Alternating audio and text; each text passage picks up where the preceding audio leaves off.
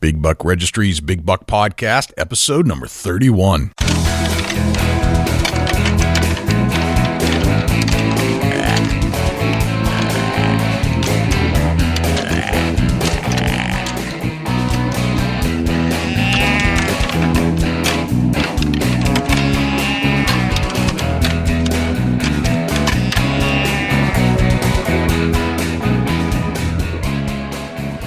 Big Buck Registry is a virtual museum of hunting stories. We preserve a piece of Americana by interviewing and recording hunters about their hunts and experiences from across the country. And who knows, maybe we'll learn a thing or two along the way that'll help us take our hunt to the next level. Hi, I'm Amanda Lowry, finalist in the Extreme Hunters Contest. This is Boyd Barnett with Moultrie Products and the Moultrie Total Game Management Podcast. This is Dean Vanier with Northwoods Common Sense. This is Rob Lucas from Chasing Tail. Tim Moore from TimMooreOutdoors.com, the New Hampshire Seacoast Guide. This is Nathan Biggs with Browtime Productions. You're listening to the Big Buck Registry's Big Buck Podcast. Welcome to the show, everybody. This is Jay Scott, your host of the Big Buck Registry's Big Buck Podcast, and this is episode number 31. Cannot believe it. And Dusty is here with me from Ohio. What's happening, Dusty? Yeah, not a whole lot. You believe 31 people joined us on a podcast? It's crazy. 31 times we've done this, and we've had 31 guests-ish, thereabouts. Yeah, that's, I didn't get to do all of them, but, man, I've been here for a good while now. Yeah, no, you've been here longer than you haven't, basically. So we've done more shows than when we didn't have you on the show. So yeah, you're now an official. Yeah, it's veteran. been an awesome journey, and we hope that everybody enjoys us and keeps listening and tuning into us every Saturday at 5 o'clock. 5 a.m. And don't worry if you're not up at 5. We're going to repost it multiple times throughout the day so that you can listen and enjoy the content if it's a subject matter that you're interested in partaking in. We've had well over 10,000 listeners. In fact, every single week we're growing in the amount of listeners that listen for that week. So, in other words, yes, we're the more and more people are listening, but we're actually gaining more each week than we did the week before, which is kind of cool. And if you take time and share our podcast, more and more people will keep listening. Yeah. One of the things I want to cover early in the show this week, Dusty, is we always tell how to reach us at the end of the show, but I thought it'd be good if we kind of said in the beginning. So how do you actually, who are you? You're from Ohio. You're from Farmersville. We know we've learned a little bit. But one of the things that you've focused on creating is the Chubby Tines Outdoors. Where do people come to find your site? We're on Facebook, and, we've got a website in the progress of getting started, and it's just been slow, been working a lot. But Facebook.com/Chubby Tines Outdoors. Look us up, give us a like. How can we get in touch with Big Buck Registry, Jay? It's pretty easy. I'd love people to call in at 724-613-2825 to either leave feedback about this show or to just tell us a story about a hunt they're on or just to get in contact with us. So you can always send an email, Jay at Big Buck Registry. And then on anything that you look at, it's always Big Buck Registry. And that's Facebook. It's our website, bigbuckregistry.com. It's Twitter. That's our handle. The podcast is Big Buck Registry, the Big Buck Podcast on iTunes, Stitcher, Blueberry, Libsyn, TuneIn Radio. We're on all those major podcast directories. We're everywhere. We're in a lot of different spots. So that's all very cool. We've even got some, video on YouTube. It's kind of hard to do a video of an audio, but we do it anyway, because the content matter is important to our listeners. What do you want to talk about today, Dusty? I want to get into kind of the know-how to properly cook venison. How about we get into that? I have just the guy that I would like to interview and interrogate. Yeah, you got us a butcher, and yep. Are you telling me you got us a chef? I found us a chef. In fact, he's a good friend of mine, and it's That's somebody awesome. that I've known for quite a while, actually. And he is a graduate of Southern New Hampshire University, and he is the head chef at one of the high-end classy joints in downtown Concord, New Hampshire. And he is the head chef over there, and nothing leaves his kitchen without being perfect. And that's where I usually go to have a really great burger, or if I want frogwa or something like that, something fancy. He knows how to cook that too, but he's agreed to spill his guts about how to cook venison better, because one of the things he is when he's not being a chef is he is a hunter. That's awesome. He loves to hunt deer, goose, ducks. He loves to hunt, but he also loves to cook it. So he's going to share with us a lot of those tips. Let's quit talking about him and get him on the show. All right. His name is Corey Fletcher, head chef at the Granite in Concord, New Hampshire. And let's get Corey on the show right now. Awesome. Corey, welcome to the Big Buck Registry's Big Buck Podcast. Well, thanks for having me. No problem. What's going on, man? Oh, nothing. Just relaxing. Actually, just got done teaching a class down at SNHU. My second semester doing that, so it's kind of a good way to apply my skills I learned in the field per se. Very cool. Excellent. Now, you and I have been buddies for a while now, and we both share the passion of hunting.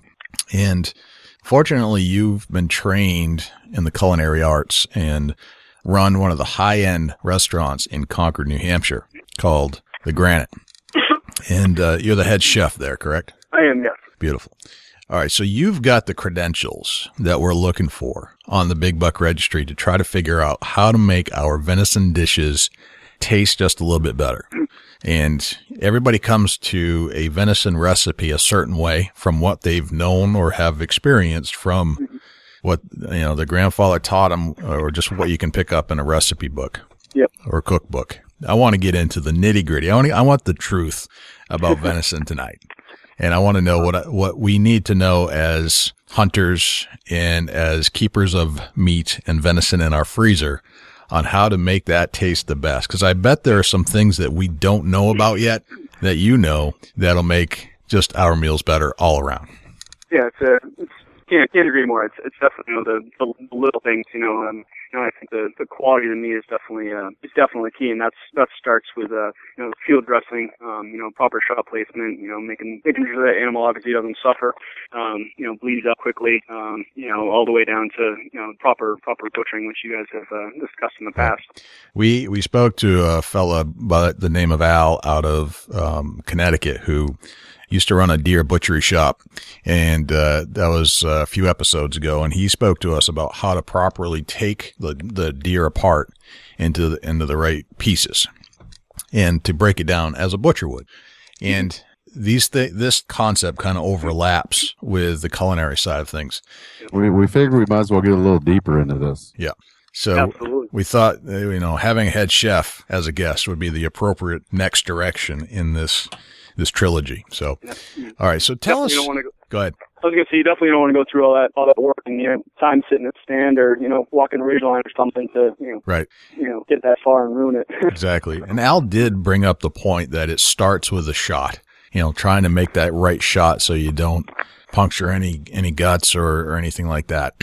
The shot is the first step. Second step, once you actually get the deer, is to properly remove it from the woods, because there's a lot of bacteria that is on the ground that you can introduce your meat to fairly easily if you don't drag it correctly or get it out correctly. Then it goes into using the right utensils, making sure you don't have overlap from the field into the processing spot wherever you're processing, and then making sure you keep the hair and the dirt and all that other stuff away from the meat, and then breaking it down into the parts. Yep. So where I wanted to pick up on this is, okay, we've taken the deer part. We've got it down to the front shoulder, the hindquarters, the tenderloins, the back strap of the ribeyes, into the burger and all that stuff. And tonight what I want to try to do is put all those pieces together and how to cook each one the right way. Yep. But first I'd like to know what is so unique about venison that makes it different from any other meat? I'd have to say it's probably not the meat itself, but probably the heritage and the annual tradition of chasing after that big buck. And when you're lucky enough to get one, you're not just down sitting for another meal. It's it's like you're reliving the hunt. That's interesting you say that, because I would have guessed something else. So you think that the meat isn't all that different, but it's the tradition and the aspect of how we harvested the deer that's even more important than, or just the fact that you harvested the very animal that you're going to eat is different than eating a piece of meat that you never even looked at.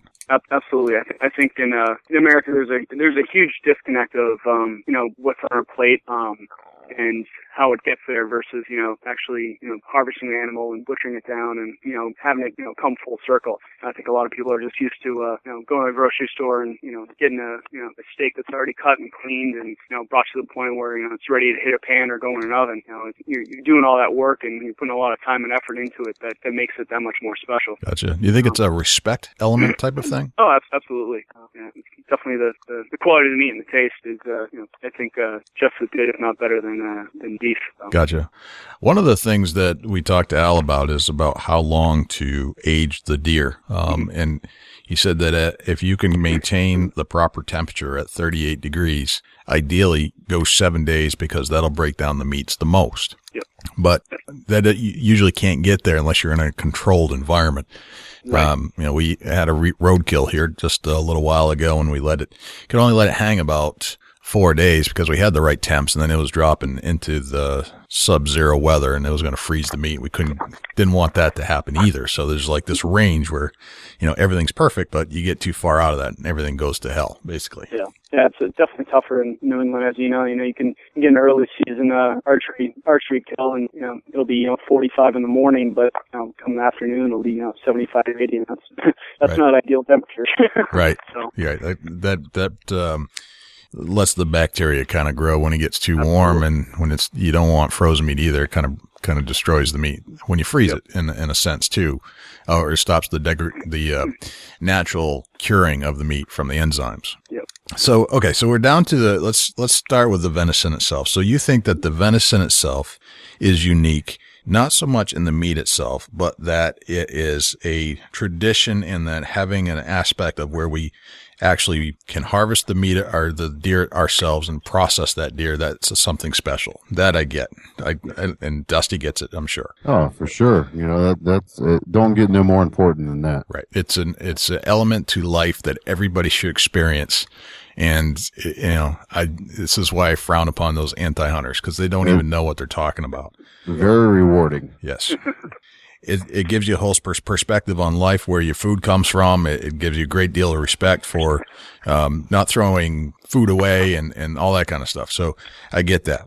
Now, the meat itself, though, it is lean. Absolutely. What challenges does that bring to you as a chef? It either forces you to make a decision. You're going to have to, cook it relatively quick, or the complete opposite. Put it in a crock pot, sear it and braise it for, 3 hours or so. So there's really no middle ground like there is with, everyday proteins that people are used to.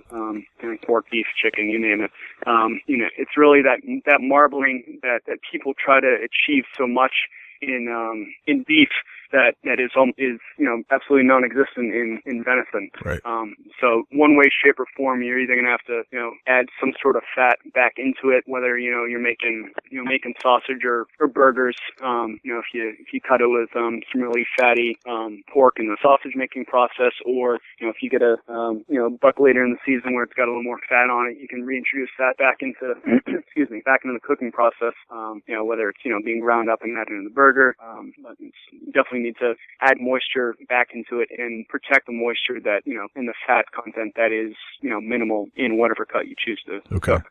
Let's start taking a look at the different cuts of the deer, and I want your opinion on how to deal with that cut and how to cook it appropriately. Let's start with where we started with Al. Let's start with the tenderloins. The tenderloins are on the inside of the animal. They're extremely delicate. They're extremely tender. Hence the word tenderloins. Right. What do I need to know about the tenderloin, and is it different than the other parts of meat, and because of the way it is? I think like you said, the name kind of gives it away. It is tender. It's usually those tender cuts that you want to do that quick sear.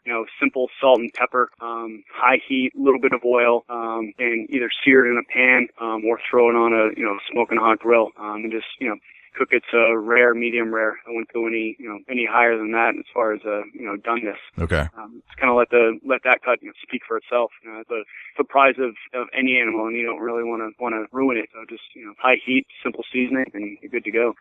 Is it so? It's kind of like let's say tuna, like a high end tuna. It's like absolutely. You almost want to eat tuna raw because it's that good. It's that tender.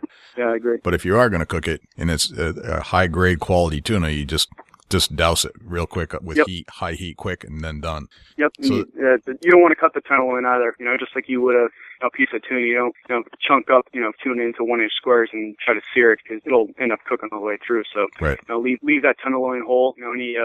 Any silver skin that's still on there, try to be careful and take that off as much as possible. Okay, gotcha.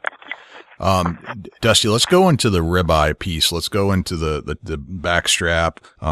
Let's talk about that a little bit. And Dusty, you had made a point on the last episode when we were breaking down the deer with Al, is that the piece of the tenderloin that is perhaps the best piece of the tenderloin is called the tail, or Al called it the tail. The tail was the piece, not by the tail, it's actually the reverse. It actually cuts into the shoulder, just inside the shoulder. And that piece is supposedly the best part of the backstrap. Dusty, you want to walk us through the backstrap and all the different parts and how to cook those?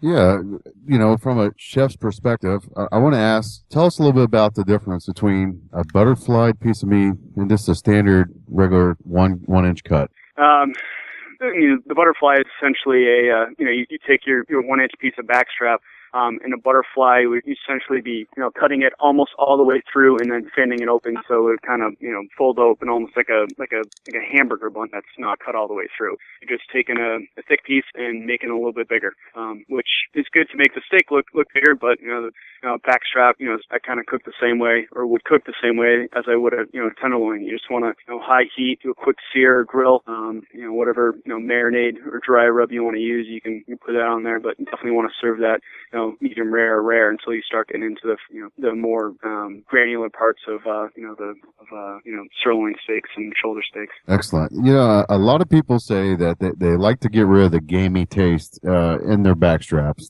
Is there any methods that you would walk through to maybe pull out? Some say meat, some say ice cold water, draw some of it out. You got any tips and tricks to get a little bit of the gamey taste out of it? Whenever I hear the word gamey, I always chuckle a little bit. Obviously, I think people associate that irony, bloody taste with being gamey, but frankly, it's what venison can taste like.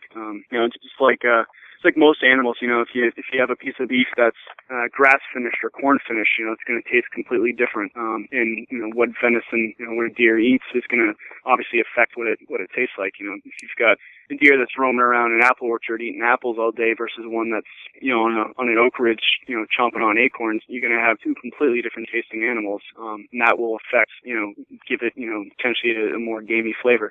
I think the quality of the meat definitely will help with that. But if you do get one that you would consider gamey, I think definitely doing a marinade, whether it's a wet marinade or dry marinade, you can kind of influence the taste that way. So let's talk through a marinade. Give us a marinade that definitely will increase our flavors and make our taste buds dance.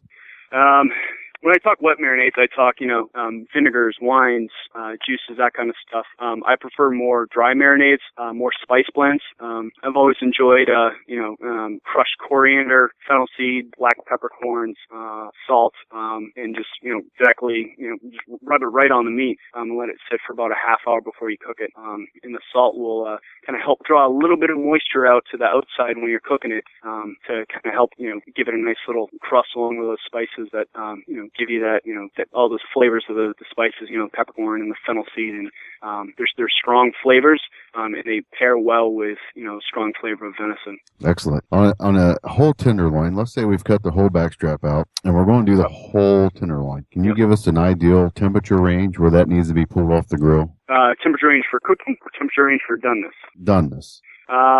I'd probably, maybe cook it maybe a total of, 4 or 5 minutes, depending on the size of it. Obviously as, proteins tighten up, if you think of an egg, you crack an egg right into a bowl, it's raw, it's very loose and runny. If you have a hard-boiled egg, it gets really hard and stiff, and that's a perfect example of what protein does when it cooks. It tightens up. So if you touch and feel, the difference between a raw tenderloin before you cook it, it's soft. You don't want it to get it too much harder than that. Just nice caramelization on the outside. So 4 minutes will be good. Awesome. Gotcha. Corey, can we go back to the spice blend a little bit? Yep. When you're putting a spice blend together, should we be taking the fennel seeds and all those things and making them into smaller granules? Should we put them into like a coffee grinder and get them into a really small piece, or is a whole okay? Definitely want to grind them up. If they stay whole, they'll get crunchy and burn. You definitely want to, when you throw it in a coffee grinder, pulse it a couple of times. You almost want it to be the exact size of coffee grounds. Okay. All right. So not tiny, but a bit of flake to it. Gotcha. And then that can be coated on anything that you're doing on the ribeye to encrust it, so to speak. Is that kind of the right word? Yeah. Crusting is a perfect word. Okay. And, brush it, or roll it around a little bit of oil, and then you take your spices and just rub it on there and let it sit. All right. So I take the piece of meat, I roll it around in the oil, and then I roll it around in the spice blend, whatever it is. Yep. And then that's going to become my crust as it cooks. Yes, absolutely. Okay. Do you have any recommendations on how long to cook a piece of meat? Does it depend upon the size and a lot does depend on the size, in the thickness. I know just by my experience, I can look at it and I can touch it and know when it's done. A lot of people with not too much experience use meat thermometers. Yep. As far as a meat thermometer, you can probably cook it to probably 110, 115 for rare. The larger the piece of meat, it's obviously going to hold and retain heat a little bit, so it will cook a little bit more than a smaller piece would. But yeah, 110, 115 for rare, medium rare. Okay. I always thought that was interesting that the doneness of the meat is directly relational to the temperature that the core meat achieves. Yep. And that's why a lot of recipes too, say, bring steak to room temp. So that way the temperature, on the inside has a better chance of slowly getting to that, 110, 115 range, instead of, shocking it from, 45 straight out of or 40 right out of the fridge, up to 110, 115. It takes a little bit longer of a time. Gotcha. Which also increases,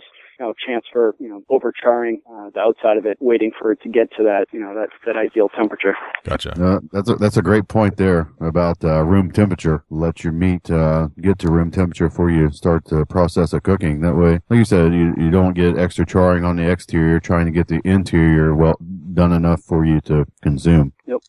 All right. So being on the topic of bringing your meat to room temperature, that means that meat had to come from a spot where it was not room temp, probably from your freezer. Mm-hmm. What's your opinion on freezing meat, Corey? I don't like doing it, but preserving the harvest, freezing is an absolute must. If you're not butchering your own meat, definitely have your processor cryovac it.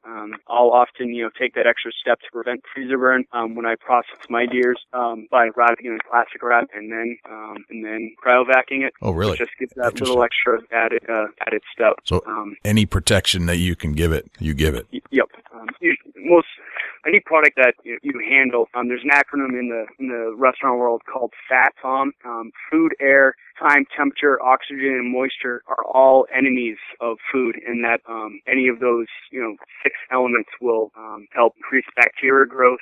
And/or help deteriorate the meat. Okay, so FATTOM, that's the acronym we got to remember. Go through that one more time. FAT, F stands for food. A is for air.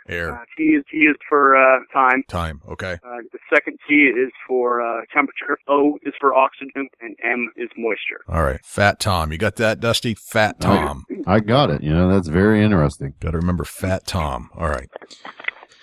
Okay, so what is your favorite cut out of the backstrap, Corey, to cook and to eat? I'd have to say, closer more into the sirloin end. Really? Okay. You start getting, that almost, 2-section part of the backstrap. You almost start getting two different grains. And you've got that little, seam or muscle section kind of breaking off. Gotcha. What does sirloin mean?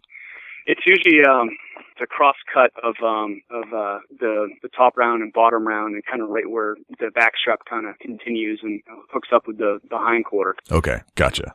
And we've talked these terms a little bit, but I want to make it absolutely crystal clear for our audience about what these things mean.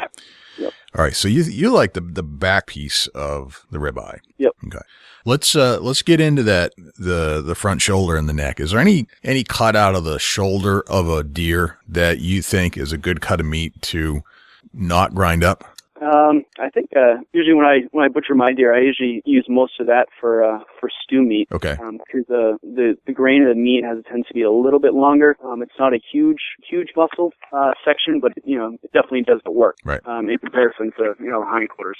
So I usually like that for stew meat. Stew meat. Okay, so stew meat's kind of the front shoulder. Is that kind of what you do with your stuff as well, Dusty? Stew meat for the front shoulder? Yeah, I may pull a front shoulder roast out and use that, crock pot. Obviously, it's, stew meat in a sense, but I like to take one large chunk there. Okay. And the rest I try to grind. Okay. But, is that what you're talking about? Is front roast? Yeah, front roast. Are there any front roasts or anything out of the front shoulder that you use as a roast as opposed to chopping it up into little pieces to use for more or less stew meat? And then also the other piece where you grind it up and make nothing but burger out of it. Yeah, that's we definitely do a front shoulder roast. If it depends on the size of the animal too. Right. Yeah, that makes a difference. And as far as stew meat, and maybe we'll clear this up. Stew meat I see is small, chunky meat that's just thrown into a pot versus a large roast. Right. I agree completely. Gotcha. All right, Corey, let's talk about burger for just a little bit. Seeing we're on the front piece. Should we mix venison burger with some kind of fat in order to achieve a good tasting venison burger, or does it matter? It's kind of a personal preference. If you want to, get some pork fat back and grind it in with some, leaner grind, you can. I think it's definitely a personal preference.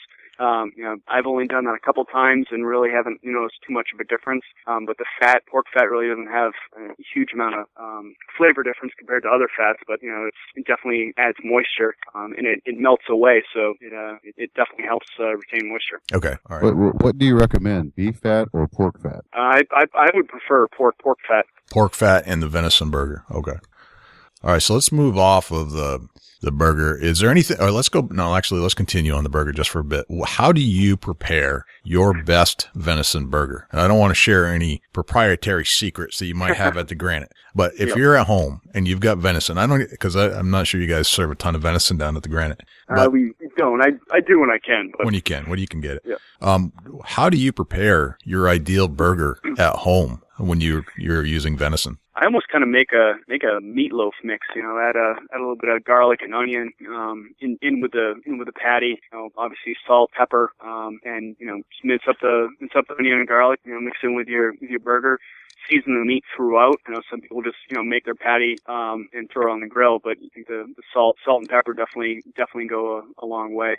If anything, throughout this whole thing, I'd have to say properly seasoning meat is key. Gotcha.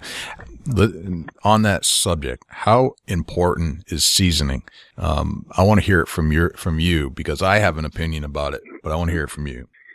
It definitely ranks up there. I think after quality of meat being number one, cooking technique associated with the proper cut is number two. And if you do those two things right and you don't season it properly, you're not getting the most out of it. So it's definitely a 1, 2, 3 kind of thing, but they all tie in with each other. Gotcha. All right. So rank 1, 2, 3. Yep. Got it. Stew meats. What's your favorite way to prepare venison stew? Being a New Englander, I definitely have to say, the basic, searing it, a little bit red wine, beef stock, or venison stock if you, have save your bones and make stock that way. But we can talk about that later if you wish. Right. Yeah, we'll get into that a little bit later on.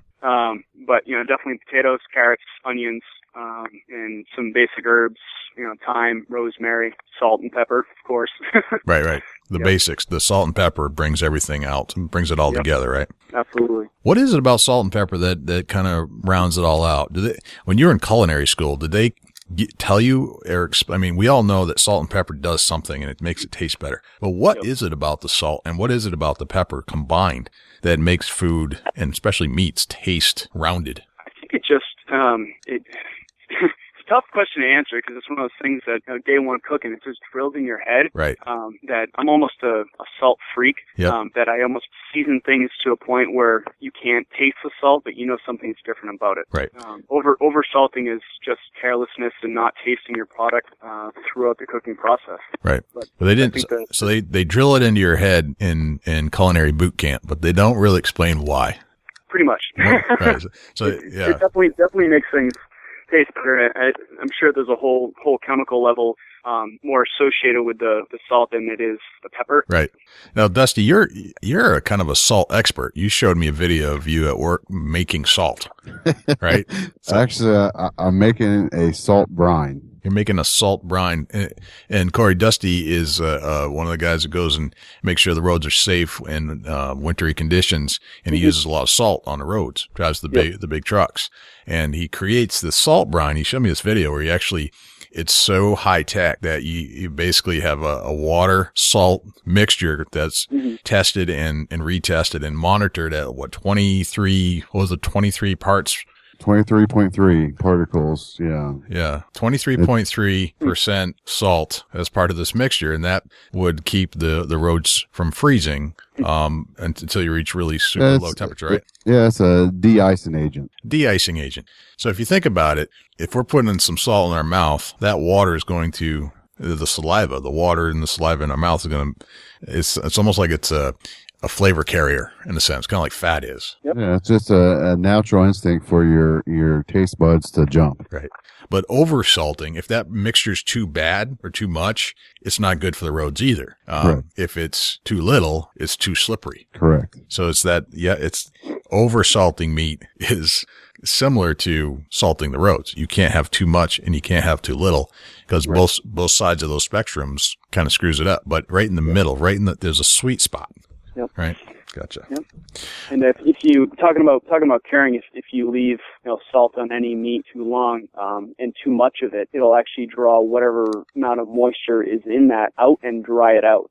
So wow. I think that's definitely a preserving method. A lot of ancient cultures used to supply products through harsher times of the years by curing them.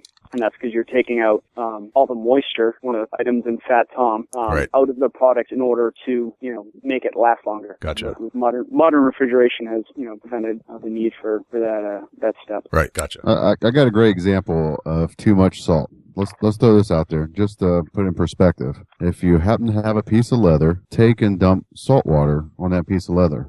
Watch what the piece of leather does over a period of time, and your meat's the same exact way. It's going to draw up, get real dried out. It's no good. I believe it. So it's not good to eat. It doesn't taste like very good either. So, okay. So proper seasoning is super important. Absolutely. All right. So we've covered burger. We've covered, stew meat. So how to make the best burger, how to make the best stew. Let's move on to the backstrap a little bit. We talked about kind of the different portions of it, but as far as cooking backstrap, you can cut it into a roast. You can cut it into little, I call them medallions.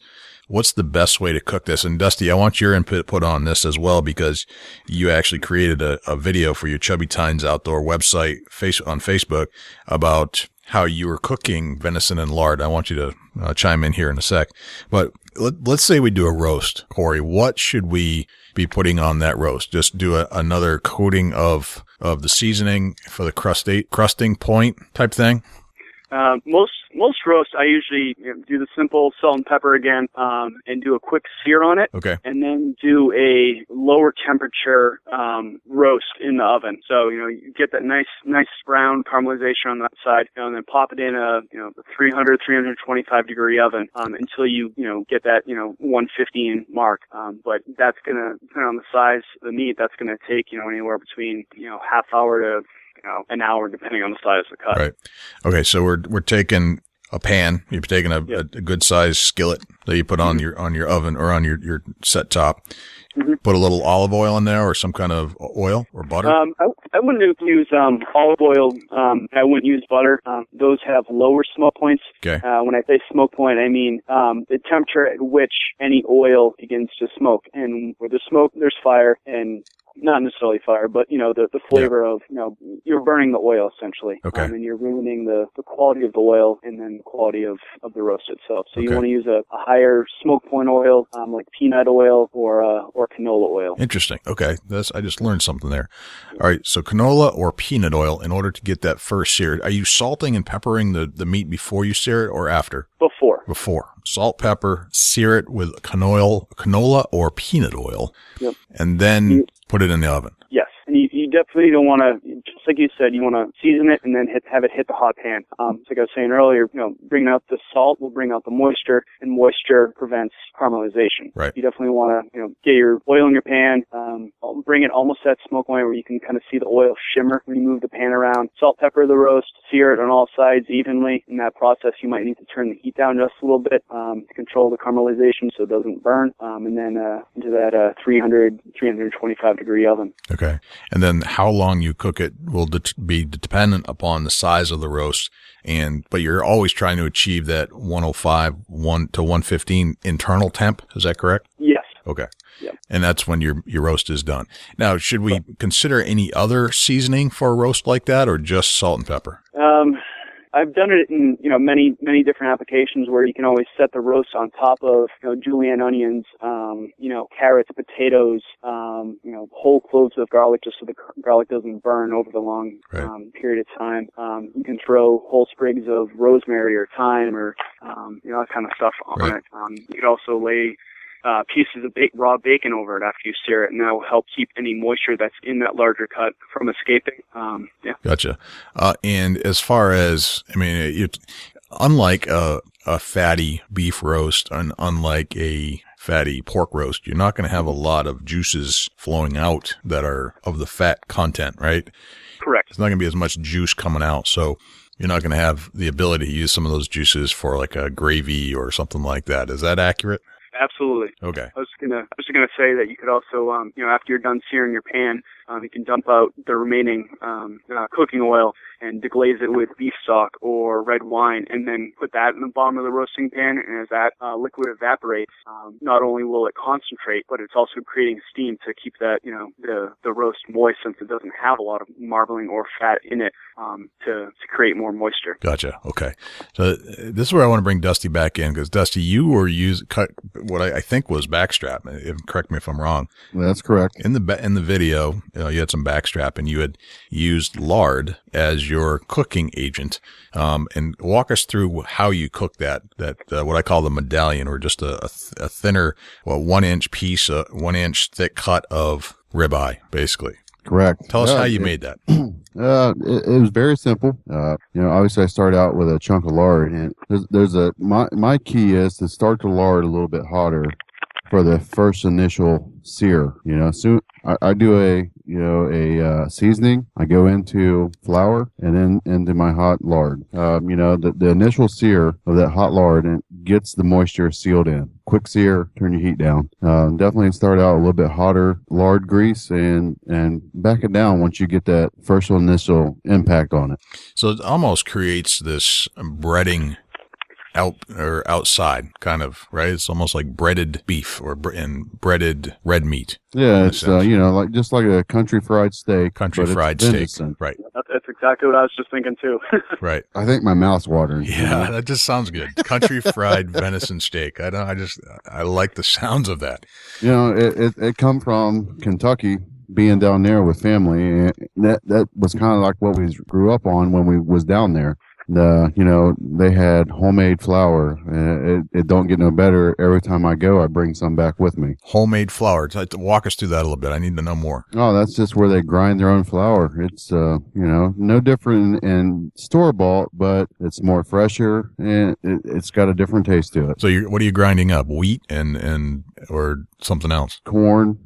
Yeah, you're grinding all your own mixtures right there, and they have different seasonings you can get, different flour seasonings. I'm trying to think, like they do a poppy seed flour. They do let me think here. couple different ones.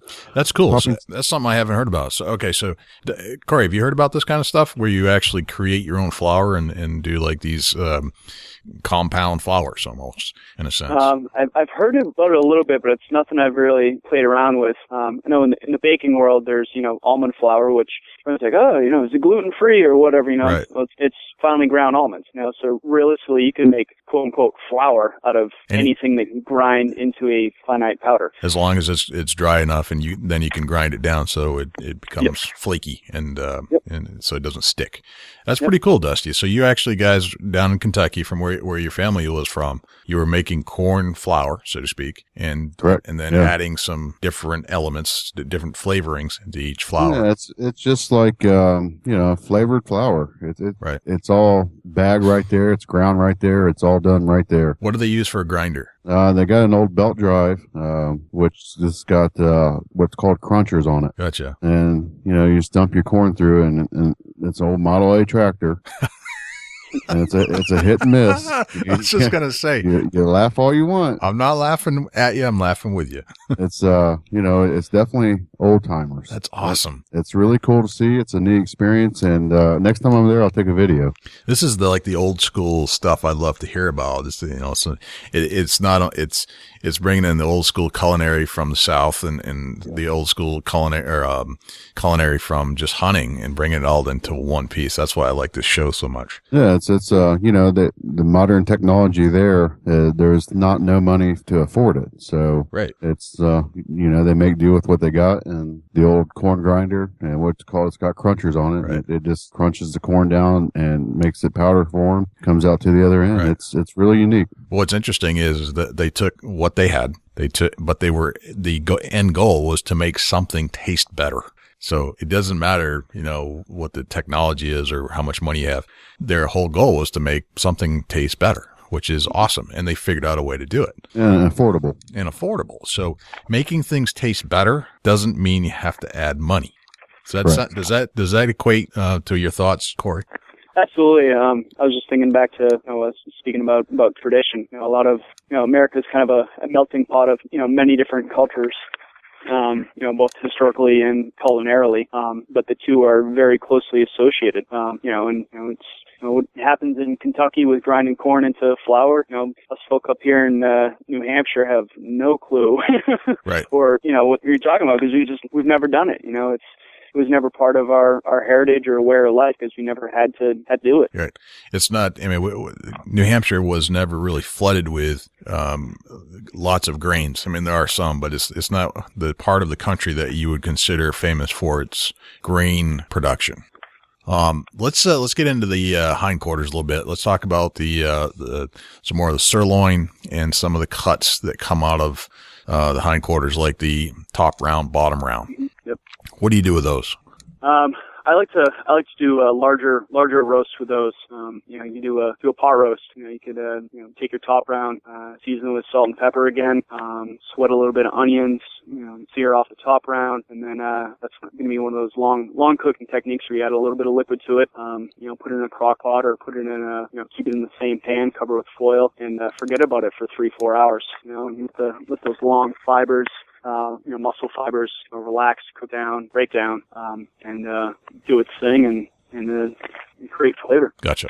I think that's basically the breakdown of the whole deer at that point. Let's talk about venison chili a little bit.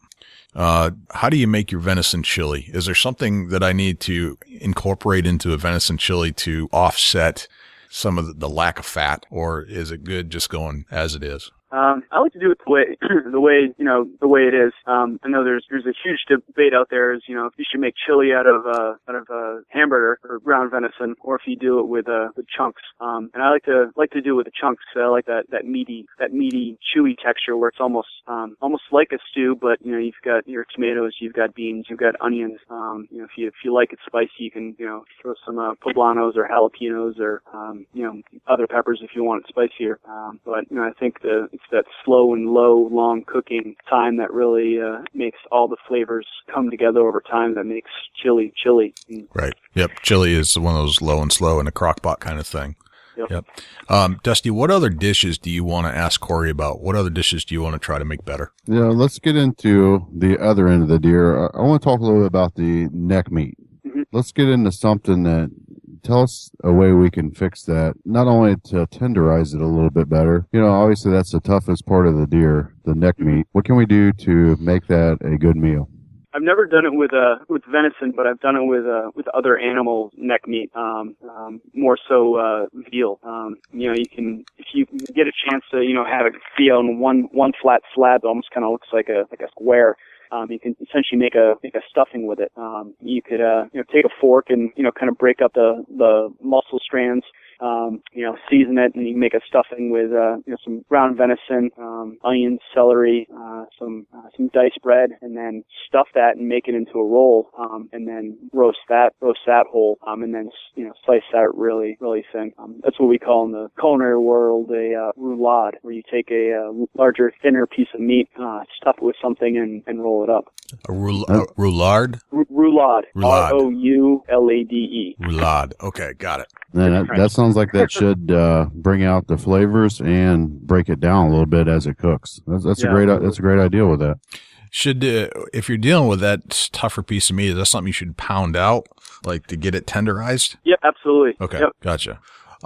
What other dishes should we be considering, Corey, with venison that we haven't talked about tonight? I mentioned earlier about making stock. I don't know how many people out there keep the bones. I know some people get a little weirded out by it because it is a wild game, and there's more marrow and more bacteria or room for bacteria in the bones.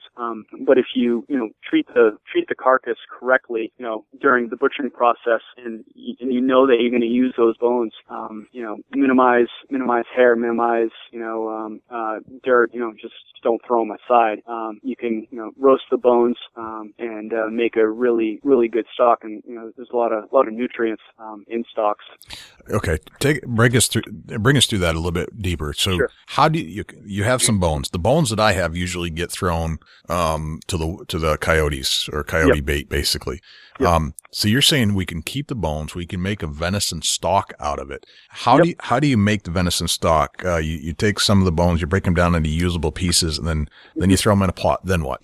Per 5 pounds of bones, I'd take 2 onions, cut the ends off, peel them, and a large dice, meaning about roughly 1 inch square, and as well as 6 ribs of celery, large dice, 4 carrots, peeled, large dice as well, and those 3 items there are called mirepoix, right, which technically is 50% onion, 25% celery, 25% carrot, and you can roast that as well along with your bones.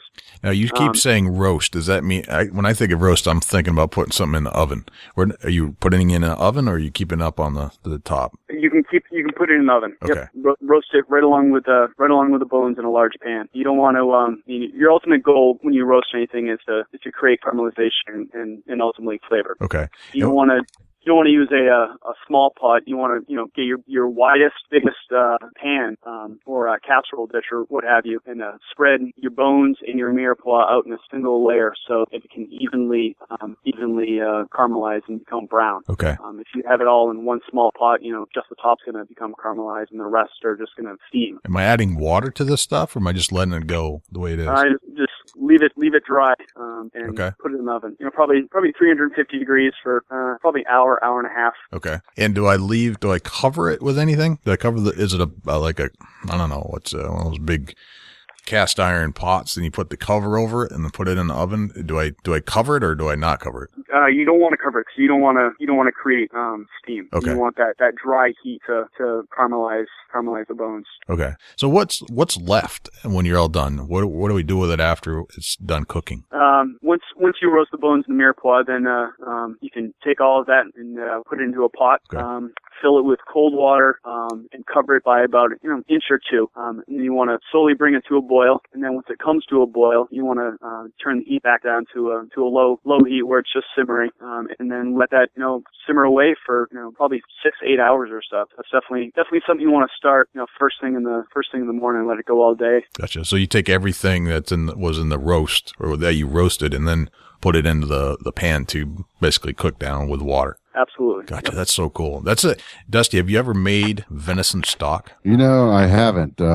It's just something that I haven't done and I need to. Yeah, it's pretty cool. So which bones should we be using? Should we be using front shoulder bones? Should we be using backbone? Should we be using the hindquarters or the leg bones? What bones are good for that? Pretty much any bone. I might stay away from the rib bones just because they're a little bit smaller, and they're tougher to cut up and process, and be able to fit into the roasting pan and stock pot. But if you have the ability to cut them into 3-4 inch chunks, they're a lot easier to handle, and you won't get as frustrated if you're making it for the first time. Gotcha. Is there anything that you can do with the ribs now that you brought up the ribs? I always feel like the ribs get overlooked, and there's usually even a piece of flank meat on there that often gets overlooked or even thrown to the coyotes. Can we do anything with those? There tends to be a little more fat around that area, so don't be afraid to, as long as you're not getting any pieces of cartilage or anything, don't be afraid to, put that right into grind. I don't know how you feel about that, but it's what I do. And any amount of fat that you have, is flavor. Okay. Going back into the burger. Okay. Can we do anything with the ribs itself? Can we make ribs like you would pork ribs or spare ribs or anything like that? Is that possible with venison, or is it just too lean? It's too lean. Okay. And I don't think there's not enough meat on it to really make it worth your while. Okay. And what should we do with the stock once it's all done? You want to strain that liquid through a sieve or something to get all the spent bones and mirepoix out of that. Over that long cooking time, the water that you originally started with, is going to have a nice dark brown, very flavorful look and taste to it. So after it's strained, you can discard the bones and the mirepoix. Okay. And as far as the stock, what do you use it in?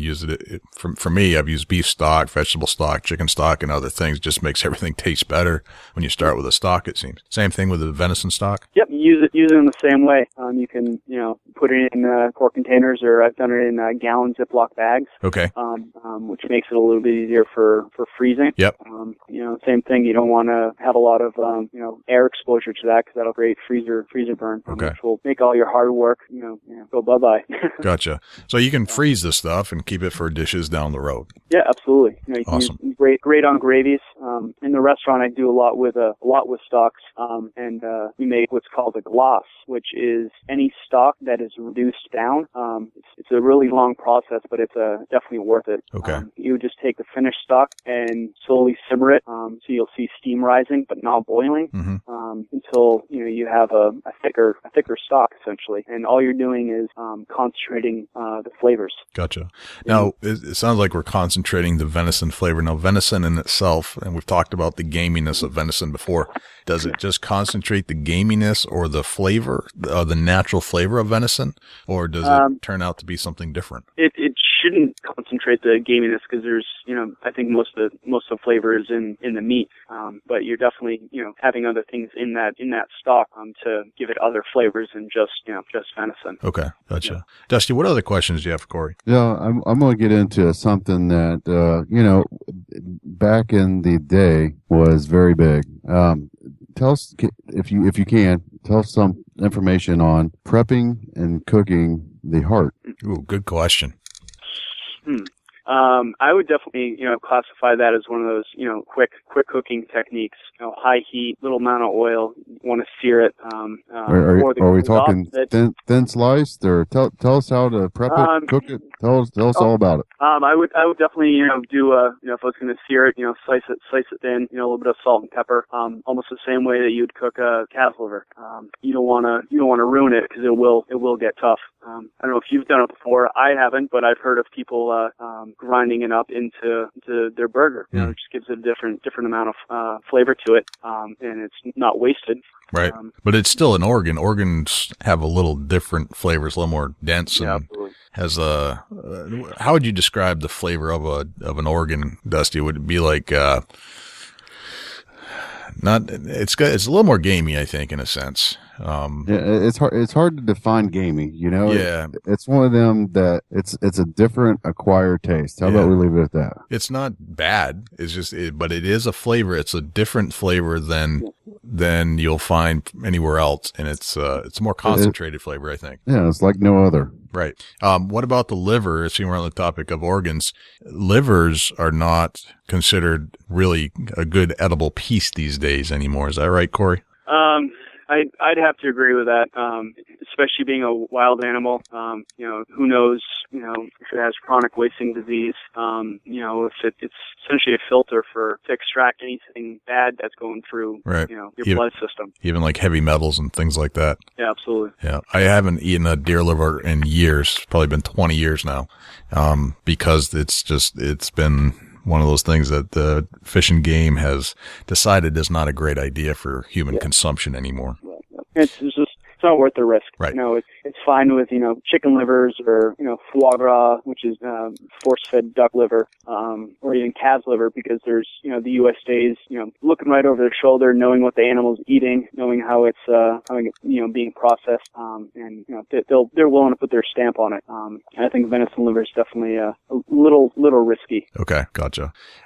As far as like the bone marrow, deer bones are pretty small. In general, is the marrow edible, and is it something you would consider as a chef that you'd want to try to eat? If you're making stock from the bones, you can, elements of the marrow are getting broken down and into the stock, which will, give it some thickening, abilities. Because marrow is mostly protein. It's kind of a personal judgment call right there. There's a lot of stuff going through the marrow too. Okay. Same as the liver. So sometimes you see like a cut of bone on a beef critter that would be edible, like marrow, because there's enough of it, right? Right. But deer, it's a little harder to get to that state. Yep. What other dishes would you create with venison that you wouldn't create with beef? That's a tough one. I like when we stump him. No. None that, well, I've eaten calf's brains before. I don't know if I would do that with venison. Right. I know one thing that I would cook, that I think a lot of people now putting towards hamburger is, shanks, that lower section of the leg that's, really long, tough muscle fibers. Yep. That would be, definitely braise those, a quick hot sear, and then you can take some of that stock that we just talked about. Yep. Cover it with the stock and slow and low for 3-4 hours until the meat is really nice and tender. Just break down all that connective tissue. Yep. Gotcha. Any other dishes that you want to share with us, Corey? Nothing that comes out of my top of my head. Okay, gotcha. I think we covered a good chunk of the animal. We've covered a great deal tonight. Dusty, do you have any other questions for Corey? No, I sure don't. And Corey, you've been very informal, and great job on answering questions, and hopefully it helps somebody prepare their venison. All right. Well, Yeah, thank that's you very cool. much. And Corey, before we let you go, could you just sum up just the key elements that we should keep on the tip of our head when we're cooking venison? What are the key points that we should always focus on? Probably definitely the correct cooking method for the correct cut of meat. Talked about the tenderloin being, a quick cook, keeping it rare, medium rare, right around 110, 115 degrees. Same thing with the back strap. When you start getting into some of the tough cuts like, top round, bottom round, the larger roasts, you want to, still incorporate that quick cooking technique, but then you want to slow it down a little bit, and make sure that, the larger roasts are still, cooked evenly all the way through, and then all the way to braising. Okay. Definitely want to, cook the pieces, slow and low for, up to 3-4 hours. Gotcha. I always get concerned about the overcooking because it's so lean. Is that something that we need to take into consideration? It definitely is, as long as there's introduction of a different type of moisture or fat in one way, shape, or form. Okay, gotcha. Well, I think this has been a pretty darn good show. I'd have to agree. Yeah, man, we've covered a lot. We've learned a lot about the culinary. We learned about making flour in Kentucky, and thanks to Dusty for doing that. Well, Dusty, what do you say? You think we should let Corey go here? And are you working tonight, Corey? No, I've got tonight off. So Gotcha. Well, I'll let you get back to doing whatever else you had planned. But this has been awesome. Been very informative. Thanks for coming on, Corey. It's the listeners will definitely enjoy having you aboard. Awesome. I appreciate it. Well, thanks for having me. Oh man, that was so cool. Got to listen to Corey tell us all about how to cook venison.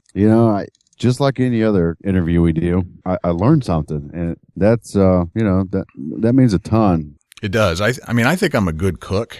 I learned from my wife. My wife went to school with Corey, actually, to be a chef, and she is a trained chef. She does more baking, but she knows a lot of techniques, and I've learned a lot from her. In fact, back in the day, before my wife went to culinary school, I used to do all the cooking. And then I sent her to culinary school, and she's like, "Get out of the kitchen. You suck." That'll do it. Culinary school will kick a fella out of the kitchen if you want to. And so I paid attention to the things she was doing, and I learned how to boil water better, for that matter. I mean, everything was better from that point forward. I almost had to get off the podcast. You realize this? Why is that? My mouth was watering, and I was ready to go lay out some tenderloins. I was so close to saying, I got to go, guys. I have to say that I still don't let my wife near my grill, but it's just a guy's thing. And she has some challenges on the grill. She's great inside the kitchen, but you open it up on a outside grill, not as much. You know what I made this weekend, Dusty? And I should have asked Corey a little bit about this.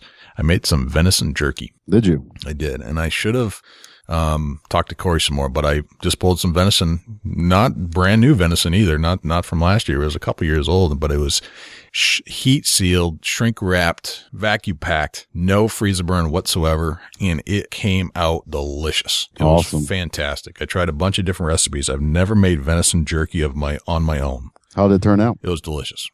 I will never, basically any meat that comes my way, no matter what it is, I will never refuse it, because I can sit down in a weekend and make a giant batch and hand it out because people will enjoy it.